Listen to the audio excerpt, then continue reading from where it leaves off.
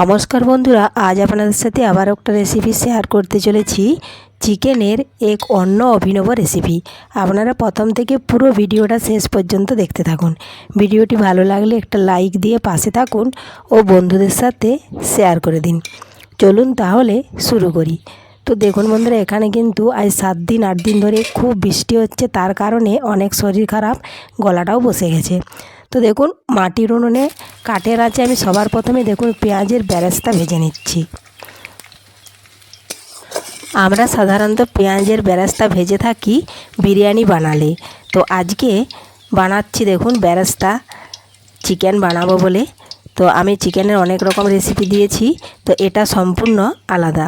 দেখুন চিকেন ভালোভাবে ধুয়ে নিয়েছি, হলুদ, লবণ আর লেবুর রস দিয়ে কিছুক্ষণ মাখিয়ে রেখে দিয়েছি। আর দেখুন এখানে আদা জিরে বাটা, পেঁয়াজ বাটা, রসুন বাটা, আর দেখুন এখানে চাল মগজ আর পোস্ত বেটে রেখে দিয়েছি।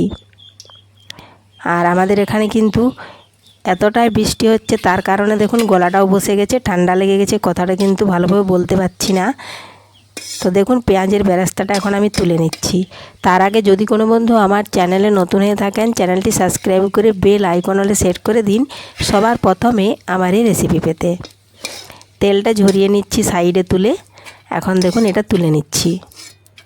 এখন ওই তেলের মধ্যেই আমি বেশ কয়েকটা আলু বড় বড় সাইজের কেটে ধুয়ে রেখেছি, সেগুলো দিয়ে দিলাম। দেব আমি স্বাদ মতো লবণ আর পরিমাণ মতো হলুদ গুঁড়ো। আলুগুলো নাড়াচাড়া করে একটু লাল লাল করে ভেজে নেব। আর মাটির উনুন কাঠের আঁচে রান্না মানে যে কোনো রান্নাই কিন্তু সেরা খেতেও স্বাদ। দেখুন লবণ হলুদ দিয়ে দিয়েছি, মিশিয়ে নাড়াচাড়া করে আলুগুলো লাল লাল করে একটু ভেজে নেব সময় নিয়ে। চিকেন তো আপনারা বাড়িতে অনেক রকমভাবেই বানিয়েছেন, তো এই পদ্ধতিতে একবার বানাবেন, খেতে কিন্তু হেভি টেস্ট হবে। তো দেখুন মশলার সাথে দিয়ে দিলাম পরিমাণ মতো লাল লঙ্কার গুঁড়ো, আর পরিমাণ মতো দিয়ে দিচ্ছি আমি হলুদ গুঁড়ো। সবশেষে দিয়ে দিলাম একটু দেখুন কাশ্মীরি লাল লঙ্কার গুঁড়ো। এখন ভালোভাবে একটা চামচের সাথে মিশিয়ে নেব, সামান্য পরিমাণে একটু জল দিয়ে দেব। আমি কিছুটা পেঁয়াজ বেটেছি আর কিছুটা কিন্তু বেরেস্তা ভেজে রেখেছি, আপনাদেরকে দেখালাম। এই দেখুন মিশিয়ে নিচ্ছি। এদিকে তেল থেকে দেখুন আলুগুলো ভেজে তুলে নিয়েছি। এখন তেলের মধ্যে দিয়ে দিলাম তেজপাতা, গোটা গরম মশলা, একটু ভেজে নিচ্ছি। ভাজা হয়ে গেলেই বাটিতে যে মশলাটা রেডি করে রেখেছি, সেই মশলাটা দেখুন এখন ঢেলে দিচ্ছি। মশলার মধ্যে এখন দিয়ে দেবো স্বাদ মতো লবণ। এখন নাড়াচাড়া করে বেশ কিছুক্ষণ সময় নিয়ে মশলাটা একটু কষিয়ে নিচ্ছি। মশলার বাটিটা ধুয়ে সামান্য পরিমাণে একটু জল দিয়ে দিচ্ছি। বাটির মশলাটা লেগেছিল, সেটাও কিন্তু জলের সাথে মিশে ছেড়ে গেছে। এখন কিছুক্ষণ সময় নিয়ে মশলাটা ভালোভাবে কষিয়ে নিতে হবে।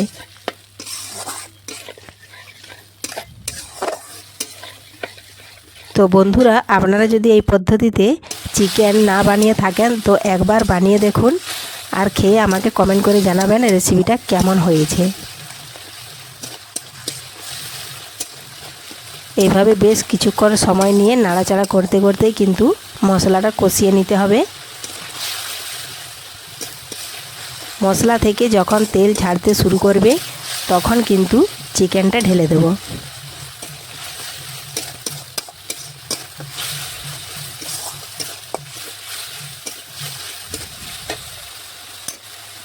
তো দেখুন মশলা থেকে তেল ছাড়তে শুরু করেছে, চিকেনটা ঢেলে দিয়েছি। এখন নাড়াচাড়া করে আবারও কিছুক্ষণ চিকেনটা রান্না করে নেব কড়াইয়ের মধ্যেই।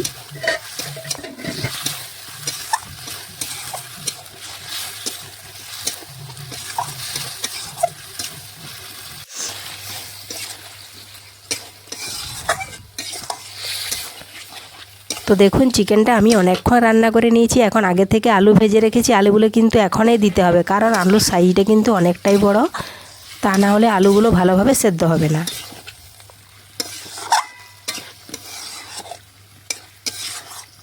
দেখুন এইভাবে একটু ভালোভাবে চিকেনটা রান্না করে গুছিয়ে নিলাম। এখন বেশ কিছুক্ষণের জন্য আমি ঢাকা দিয়ে রেখে দেবো। আর এই দেখুন বেরেস্তা আর এই যে চালমগজ পোস্ত বাটা এখনই কিন্তু দেওয়া বাকি আছে, তো আপনারা সঙ্গে থাকুন।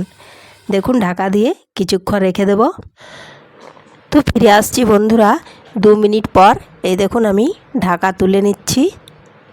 আর এই দেখুন এখনও কিন্তু জল আছে, এই কষাতে কষাতে জলটা এখানে শুকিয়ে নেব। সমস্ত কিছু ভালোভাবেই কিন্তু সেদ্ধ হয়ে গেছে। দেখুন ভালোভাবে কষানো হয়ে গেছে। এখন আমি দিয়ে দেব চালমগজ আর পোস্ত বেটে রেখেছি, ওইটা দিয়ে দেব। দিয়ে ভালোভাবে নাড়াচাড়া করে মিশিয়ে নেব। এই দেখুন চিকেনের মধ্যে দিয়ে দিয়েছি বেরেস্তা ভেজে রেখেছি, ওটাও কিন্তু দেখুন এইভাবে দিয়ে দিচ্ছি ঢেলে। এখন নাড়াচাড়া করে ভালোভাবে মিশিয়ে নেব। মিশিয়ে নিয়েই হালকা আঁচে বেশ কিছুক্ষণ রেখে দেবো, আর কিন্তু জাল দেব না। এই দেখুন কাঠটা কেড়ে নিয়েছি। এখন কিছুক্ষণ রেখে দিলেই তৈরি হয়ে গেল খুব সুন্দর এক অভিনব স্বাদের চিকেন রেসিপি। ওপর থেকে দিয়ে দিলাম চেরা কাঁচা লঙ্কা। তো তৈরি হলো খুব সহজেই এই টেস্টি হেলদি পোস্ত চিকেন রেসিপি। আজকের এই রেসিপি আপনাদের ভালো লাগলে অবশ্যই কমেন্ট করতে ভুলবেন না। দেখুন উনানের আঁচটা কিন্তু খুব আছে, এই জন্য কাঠ কেড়ে দিয়েছি।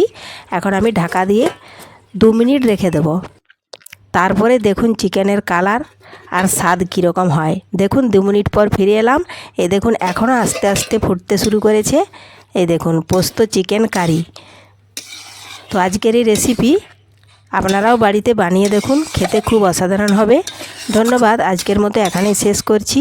ফিরে আসবো আবারও নতুন কোনো রেসিপি নিয়ে।